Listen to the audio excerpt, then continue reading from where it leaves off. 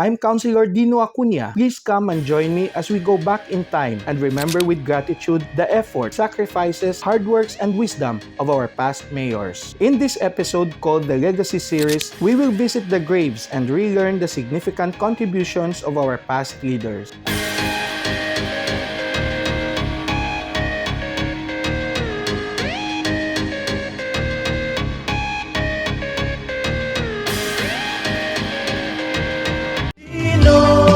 Dino sa puso nyo.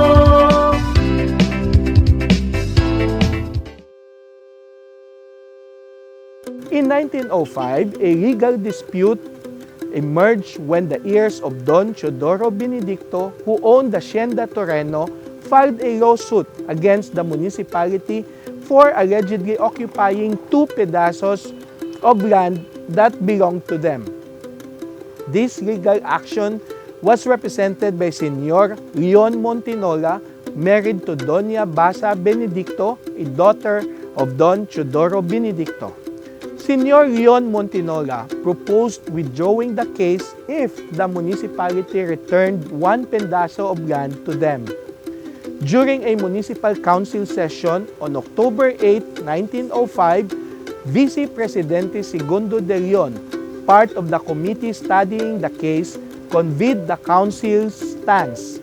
He expressed that without proper legal authorization, Senyor Leon Montinola, who was an in-law and not the direct owner, the municipality could not comply with the demand to return land to someone lacking clear ownership.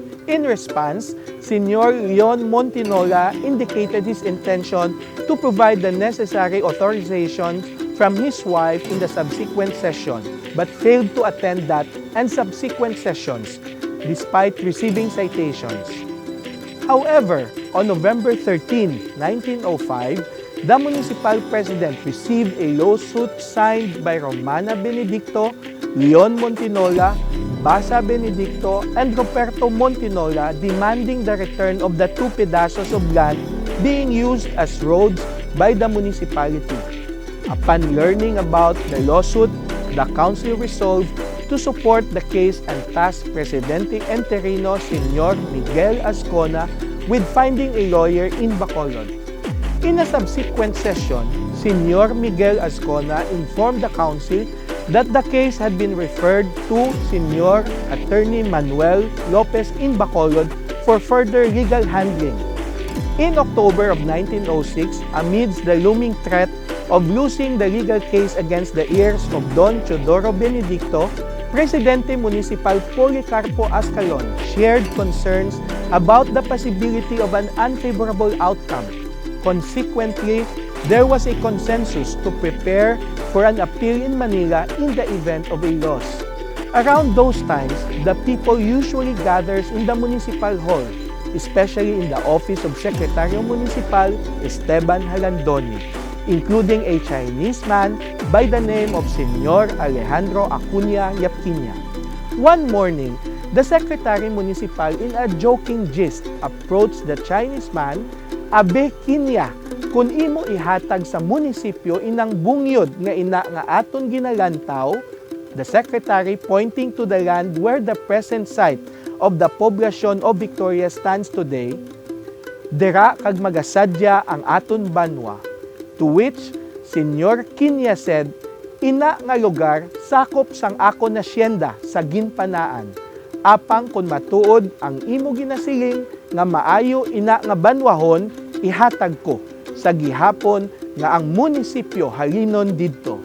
Esteban Jalandoni replied, "Basi galahog ka imo, Kinya." Senyor Alejandro Acuña Yapquiña replied, "Ina indi lahog-lahog. Bisan subong sini kun halinon sang mga nagabuluot sang banwa ang banwa sarang nila mahalin didto." If this is the case, then please attend our session on Thursday, Senyor Esteban Jalandoni said. On Thursday, October 2, 1906, before the time set for the session came, Senyor Alejandro Acuña Yapquiña was already present. After thorough deliberation, the council passed a resolution to request Senyor Alejandro Acuña Yapquiña to to put in writing through an escrito his intention to donate the land where the new town site will be transferred. On October 17, 1906, the Municipal Council accepted the escrito of Señor Alejandro Acuña Yapiña dated October 15, 1906 regarding his donation of the land where the present-day poblacion of Victoria City stands. This act would significantly shape the future development and growth of the town. On January 17, 1907, on orders of Presidente Municipal Policarpo Ascalon, Secretario Municipal Esteban Jalandoni presented to the Council the plan to construct the roads in the newly acquired land across the Magnanod River, seeded by Señor Quiña, and the good Secretary Municipal was delegated by the Council to take charge of the construction of said roads.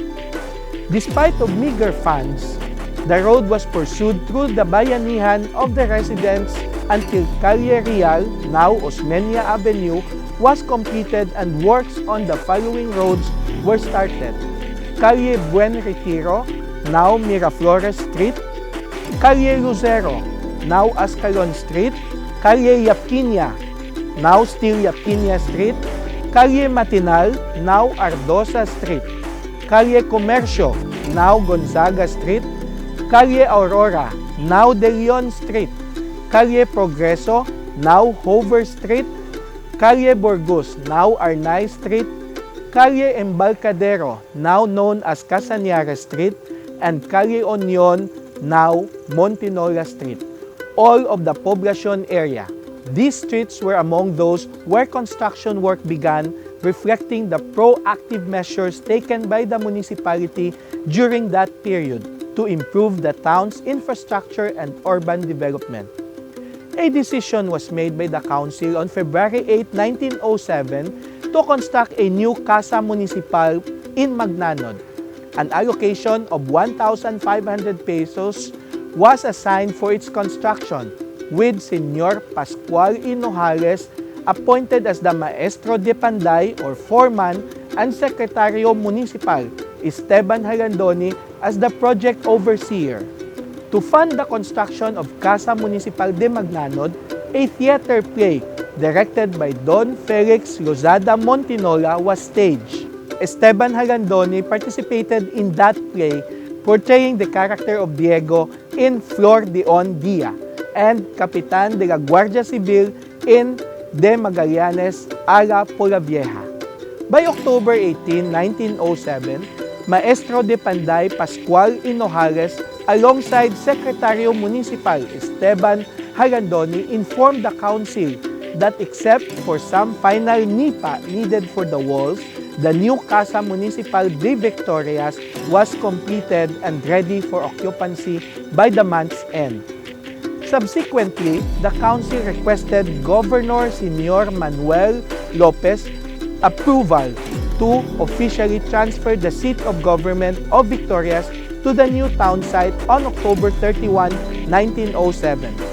After receiving Presidente Municipal Policarpo Ascalon's communication, Governor Señor Manuel Lopez granted permission for the official transfer of the government's seat to the new town site in the specified date.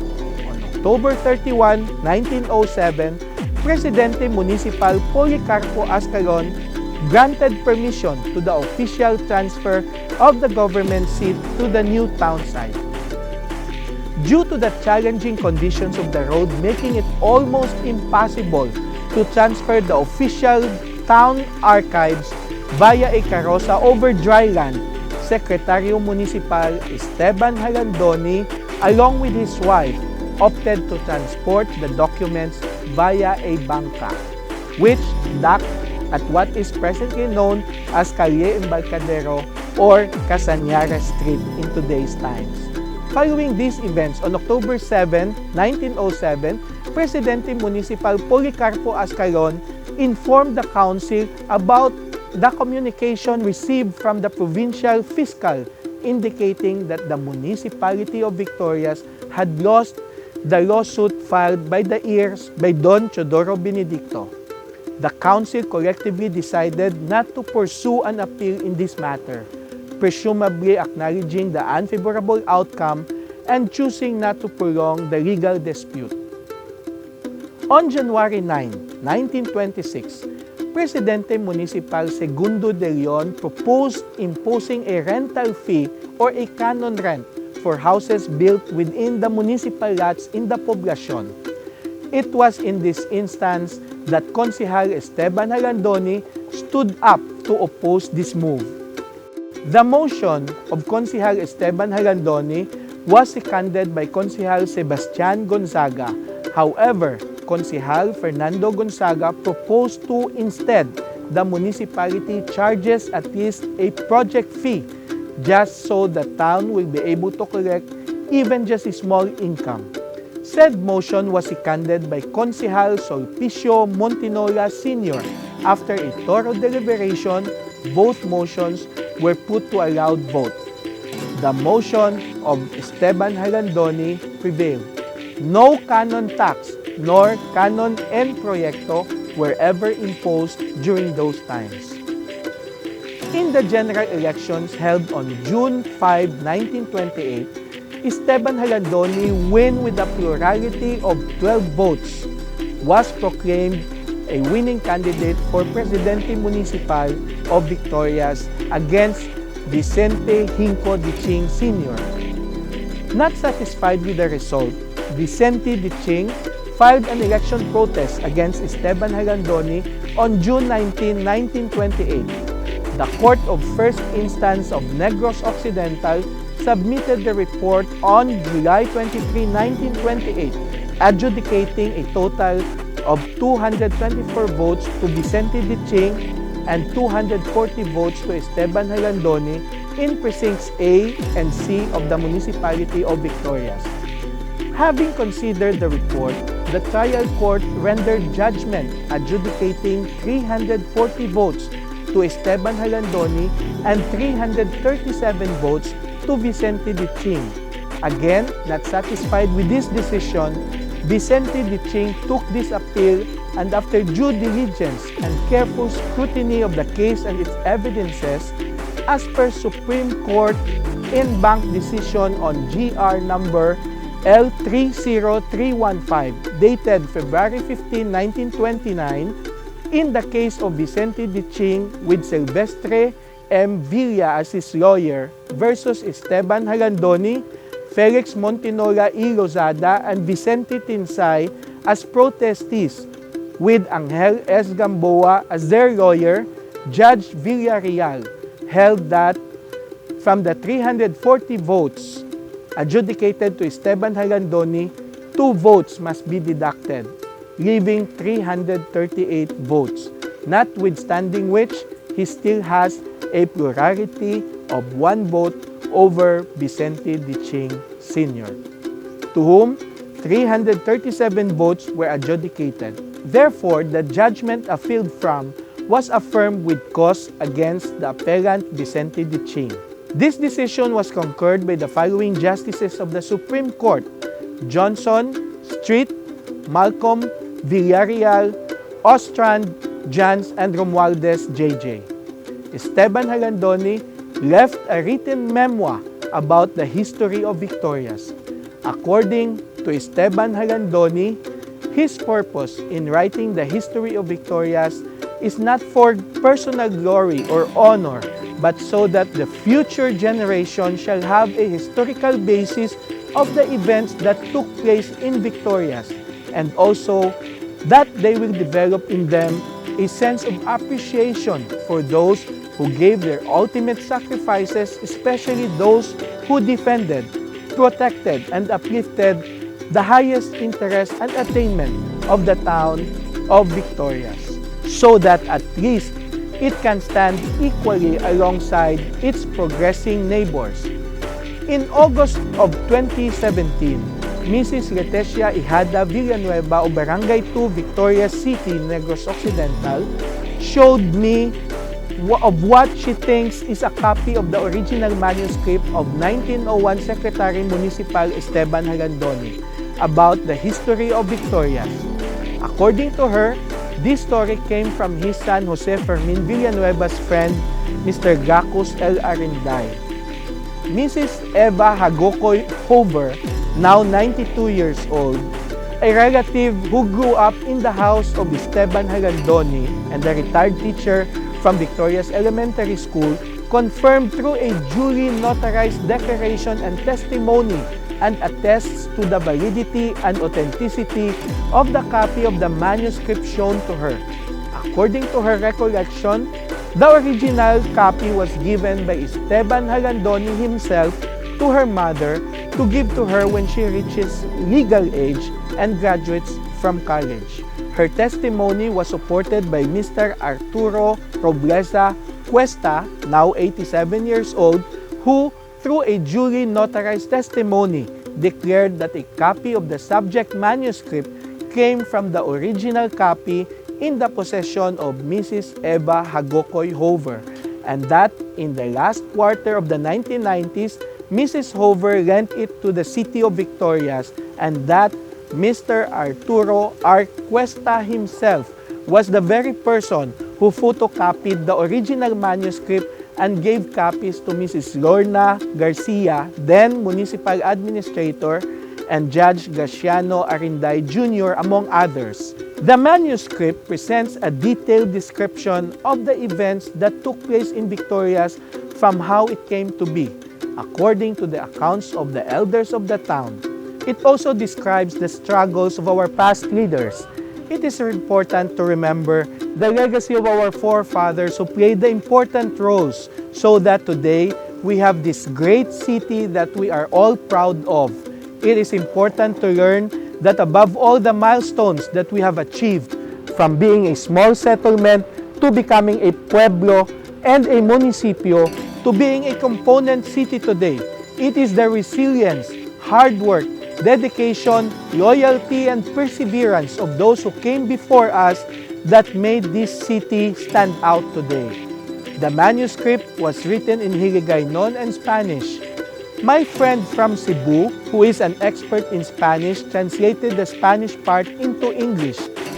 Mi amigo Señor Ramon P. Escaño, who completed his postgraduate studies at Universidad Complutense de Madrid in Madrid, Spain, with an overall rating of sobresaliente, meaning outstanding, in 1993, and completed further studies at University of Salamanca in Salamanca, Spain, and graduated with Master in Spanish as a foreign language, Básico de Español, in 1994, translated the Spanish part of the manuscript into English, free of charge.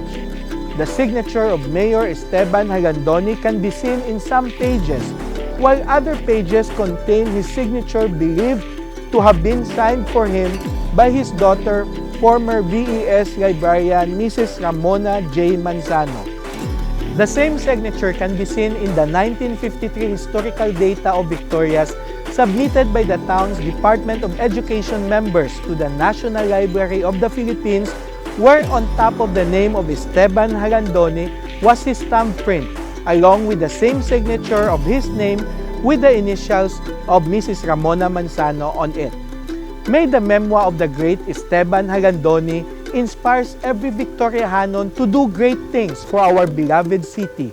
It is my fervent hope that we as a people honor the sacrifices of our forefathers and acknowledge in our hearts the responsibility to uplift and uphold only the best interest of the city.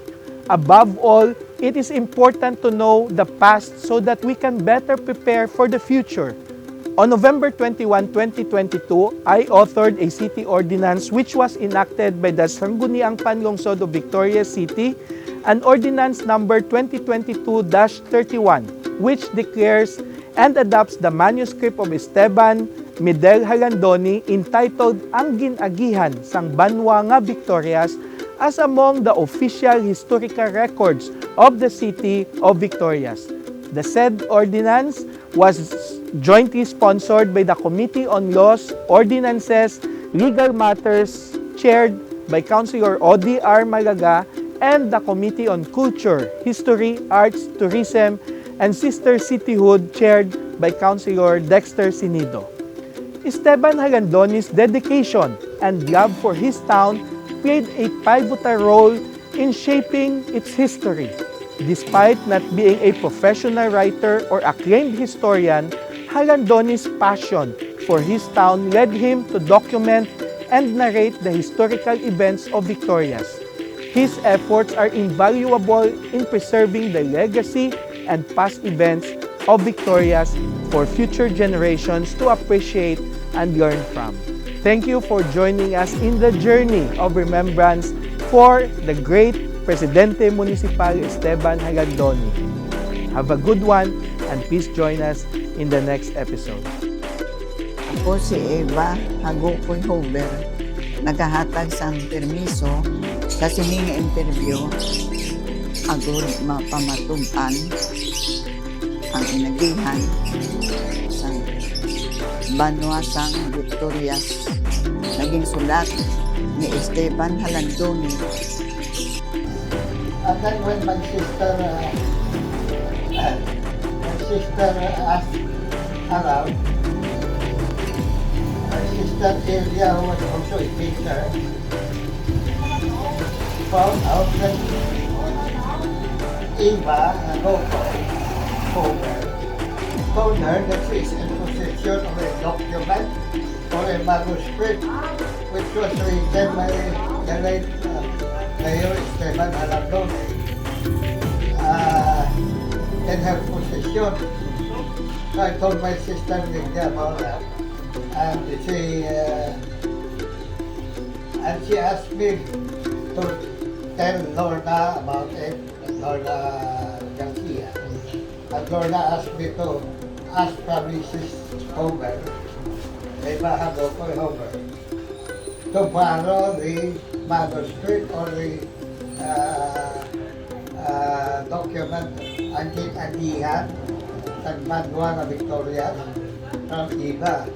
And so I went and visited Eva and requested her, in fact, implored her to let us borrow the document or the manuscript. And she really did let us borrow it, which I later on came to Mrs. Garcia for whatever purpose she would know about it. So Lorna decided to have it photocopied. At the time, Victoria City had a new photocopier. So she photocopied it. Several copies were made. And I was able to secure 3 copies. That one copy I gave to my sister. Lydia was a member of the committee, historical and cultural committee, and I kept one for myself. The other one I gave to Jens Arendai, who was also interested in finding out about the history of Victoria. I gave it to him. I think I gave it after his classes at the LaSalle Victoria, where he was teaching. And that was all I know about this